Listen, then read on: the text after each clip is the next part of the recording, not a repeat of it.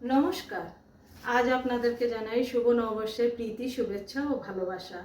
আজ পয়লা বৈশাখ, তাই আমি বানাচ্ছি বাসন্তী পোলাও আর মটন কষা। দেখুন কেমন করে বানাই, চলুন।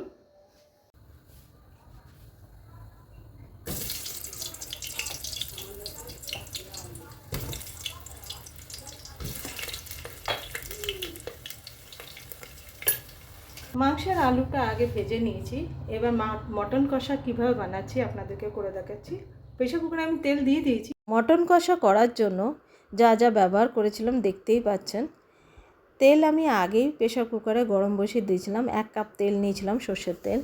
তার মধ্যে গরম মশলাগুলোকে ভেঙে আমি দিয়ে দিই, যার মধ্যে এলাচ, দারচিনি, লবঙ্গ আর গোলমরিচ আর 2টো তেজপাতা দিয়ে দিয়েছি।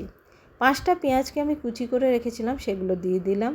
দিয়ে এবার কিছুক্ষণ নেড়ে নিয়ে যখন গোলাপি মতো হয়ে আসে তখন আমি দিয়ে দিয়েছিলাম মিক্সিতে বেটে রাখা 2টো পেঁয়াজ, 5টা কাঁচা লঙ্কা, 12টা রসুন আর 1.5 ইঞ্চি মতো আদা। সেই বাটাটা দিয়ে দিই। দিয়ে 2 মিনিট নেড়ে নিয়ে এর মধ্যে আমি যখন তেলটা একটুখানি ভাজা ভাজা মতো দেখা যাচ্ছে, বেরিয়ে আসছে, তখন এর মধ্যে দিয়ে দিয়েছিলাম গুঁড়ো মশলা, লঙ্কার গুঁড়ো, ধনে গুঁড়ো, জিরে গুঁড়ো আর হলুদ গুঁড়ো। সব 1 চামচ মতো দিয়েছি। কাশ্মীরি মির্চ আমি ব্যবহার করি পাউডার, অনেকে দেগি মির্চ ব্যবহার করে, তা আপনাদের হিসাবে আপনারা ব্যবহার করবেন। আর দিয়েছিলাম একটা টমেটো, যেটা কুচি করে নিয়েছিলাম, বড় টমেটো ছিল। এর মধ্যে 1 চামচ নুন দিয়ে দিই।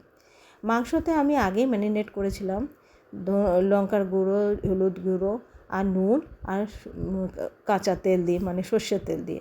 এই জন্য আমি সেই হিসাবে নুনটা দিয়েছি। এবার যখন একটুখানি মশলাটা কষে আসে তখন আমি মাংসটা দিয়ে দিই। মাংসের জলটা ফেলবেন না, যেটার মধ্যে মাখা থাকে সেটাও দিয়ে দেবেন, এতে মাংসের স্বাদ আরও বেড়ে যায়।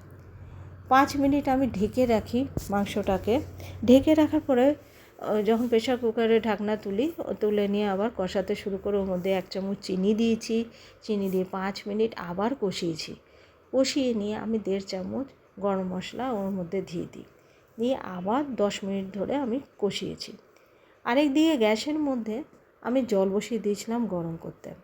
সেই জল যখন গরম হয়ে যায়, সেই গরম জলটা আমি মাংসের মধ্যে আন্দাজ মতো দিয়ে দিই। এটার মধ্যে বেশি ঝোল রাখা যাবে না, কেন মটন কষা বানাচ্ছিলাম। আন্দাজ মতো জল দিয়ে আমি 5টা সিটি মারি।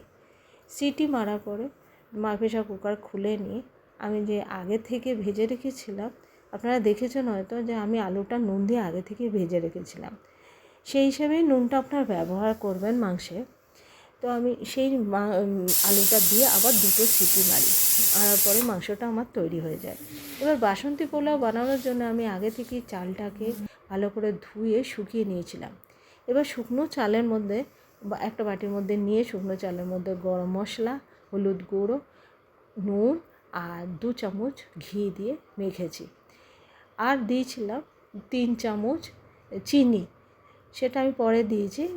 আগে এটা একবার মেখে নিলাম। মেখে নিয়ে আমি 3 চামচ চিনি আর আদা বেটে দিয়েছিলাম, আদা 1 ইঞ্চির মতো, ওটাকেও বেটে আমি ওটা এই চালের সঙ্গে মিশিয়ে নিয়ে ভালো করে মেখে নিয়ে আমি 10 মিনিটের জন্য এটা ঢেকে রেখে দিয়েছিলাম।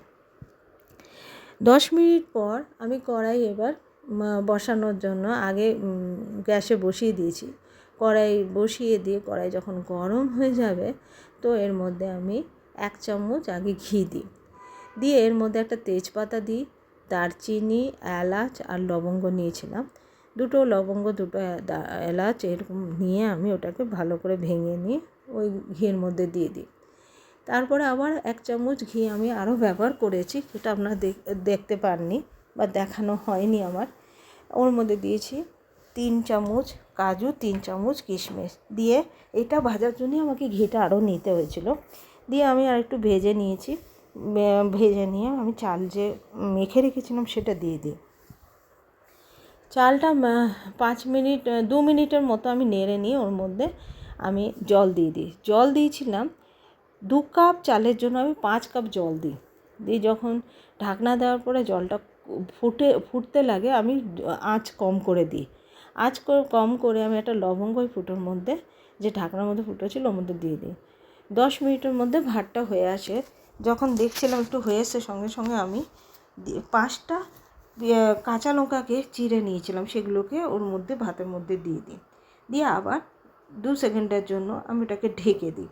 ঢেকে দেওয়াতে বাসন্তী পোলাওটা তৈরি হয়ে যায়, আর খুব সুন্দর হয়েছিল, খেতেও খুব ভালো হয়েছিল। আপনারা আমার মতো একবার মটন কষা দিয়ে বাসন্তী পোলাও বানিয়ে খেয়ে দেখুন, দারুণ লাগবে।